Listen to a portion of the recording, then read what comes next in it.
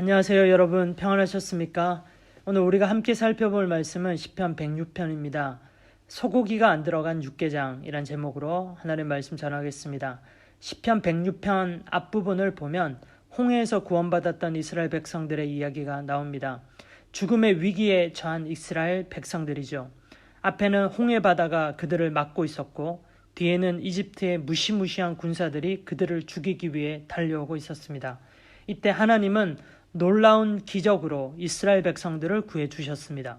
바다를 가르셔서 이스라엘 백성들을 건너가게 하셨고 이집트 군사들은 다 바다에 빠뜨려 죽이셨습니다. 이스라엘 백성들 기적적으로 구원받았던 것입니다. 여러분, 그 현장에 여러분이 이스라엘의 한 백성이 되었다고 상상하며 이 장면을 한번 생각해 보시기 바랍니다.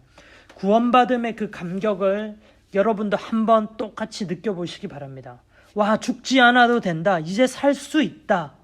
기쁨과 감사와 즐거운 함성이 터지고 온 백성들은 서로 부둥켜 안고 춤추며 노래하는 겁니다. 오늘을 살고 있는 우리들의 모습도 한번 생각해 볼까요? 사실 우리도 이스라엘 백성들처럼 기적적으로 구원받았다라는 것을 아시나요? 어떤 기적적인 방법으로 구원받았냐고요? 십자가라고 하는 놀라운 기적으로 우리는 구원받았습니다. 십자가 사건은 그 이전까지 그 누구도 상상할 수도 경험해 보지도 못했던 정말로 놀라운 기적입니다. 하나님이 인간이 되셔서 예수님의 모습으로 죽으시는 그 이야기, 우리의 죄로 하나님이 죽으시고 우리가 대신 살아나게 되었다는 그 이야기, 이 십자가의 이야기를, 이 십자가를 짊어지신 예수님을 믿음으로 우리가 구원받았다라는 것은 정말로 기적 중의 기적입니다. 여러분, 하나님이신 예수님께서 나를 너무 사랑하셔서 십자가에서 내 죄 때문에 나 대신에 죽으셨다는 사실, 그래서 더 이상 나는 죽지 않아도 된다는 사실을 믿으십니까? 이 복음을 믿으십니까? 그렇다면 여러분은 이미 구원받았습니다. 홍해에서 이스라엘 백성들이 하나님의 기적으로 살아난 것처럼 여러분들도 하나님의 기적 십자가 사건으로 인해 살아나게 된 것입니다. 그렇다면 이렇게 구원받은 우리들의 삶은 어떠해야 할까요? 구원자 하나님께 감사하고 찬양하며 구원의 기쁨으로 즐겁게 살아가야 되는 것입니다.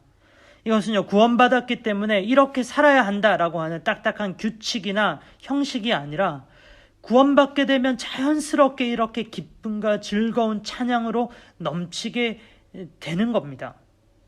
구원으로부터 오는 기쁨과 즐거움은 우리 그리스도인들의 신앙생활의 베이스, 기초가 됩니다. 만약에 이 구원의 기쁨이 흔들리게 된다면요, 우리 신앙의 생활이 다 무너진다고 보시면 되겠습니다. 그리스도인들에게 구원의 감격이 없다라는 것은 정말로 말이 안 됩니다. 구원의 기쁨 없이 살아가는 그리스도인들을 어떻게 표현을 해야 될까요? 저는 구원의 기쁨 없이 살아가는 그리스도인들을 이렇게 한번 표현해 봅니다. 마치 소고기가 들어가 있지 않는 육개장과도 같습니다. 소고기가 안 들어가 있는 육개장과도 같습니다. 소고기가 안 들어갔는데 그것을 어떻게 육개장이라고 부를 수 있겠습니까? 좀 표현이 생뚱맞죠.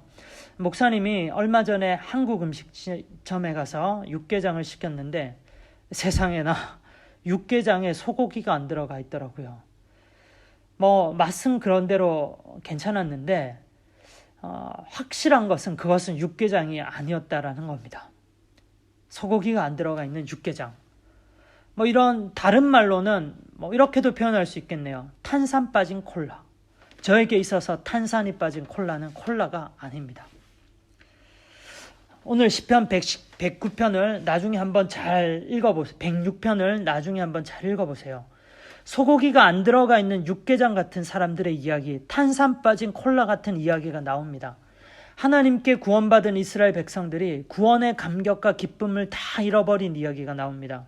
홍해에서 구원받았을 때 그렇게도 춤추고 소리 지르고 외치고 즐겁게 노래 불렀던 사람들이 이제는 차갑게 식어서 구원의 감격을 완전히 다 잃어버린 겁니다.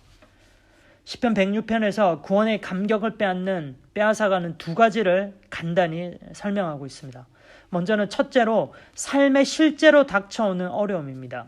이스라엘 백성들이 홍해에서 구원받고 도착한 곳은 다름 아닌 광야와 사막이었습니다. 광야가 어떤 곳인가요? 2주 전에 광야를 주제로 설교도 했었지만 광야는 부족한 곳이고 살아가기 참 어려움이 많은 곳입니다. 광야는 물도 없고 맛있는 음식도 없고 편안한 잠자리도 없습니다. 살아가기 진짜 어려운 곳이 광야예요.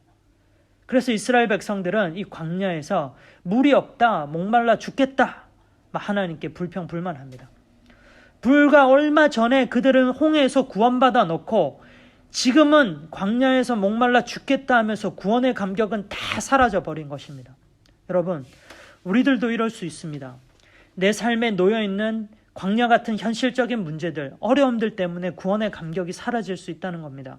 고등학교, 대학의 입시라고 하는 큰 현실의 문제, 성적에 대한 부담감, 또 학교나 집에서 여러 가지 크고 작은 사건들 때문에 걱정이 이만저만이 아닙니다.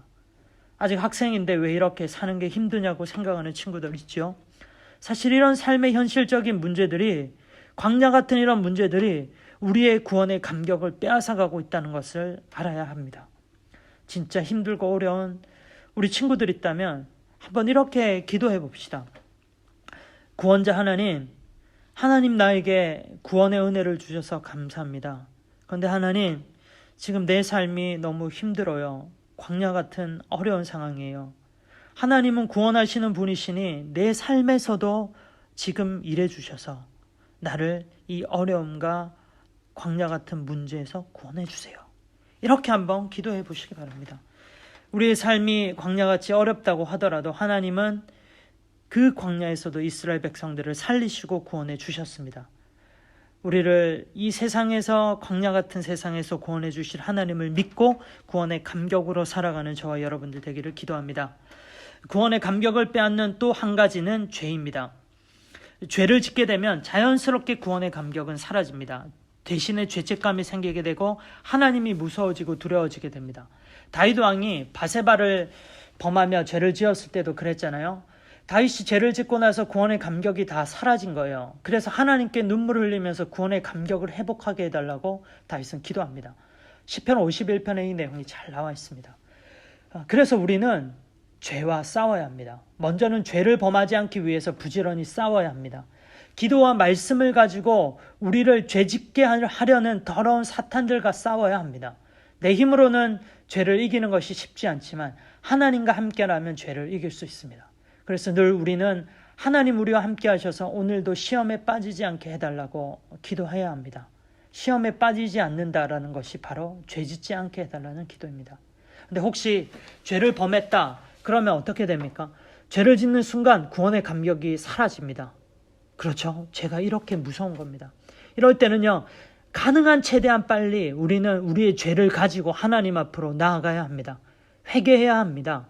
우리 주 예수 그리스도 십자가의 능력을 의지하면서 철저하게 울면서 괴롭게 내 자신의 마음을 찢으면서 하나님 앞에 내 죄 이야기를 하고 용서를 받아야 합니다. 회개라고 하는 것은요, 그런데 사실 이렇게 말로만 끝나는 것은 아닙니다.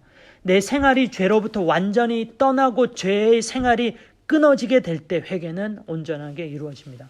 많은 사람들이요, 죄를 짓고 입으로 회개를 하고 또 무릎을 꿇고 회개를 하지만 내 삶에서 여전히 죄를 짓고 있는다면 그것은 회개하는 것이 아닙니다.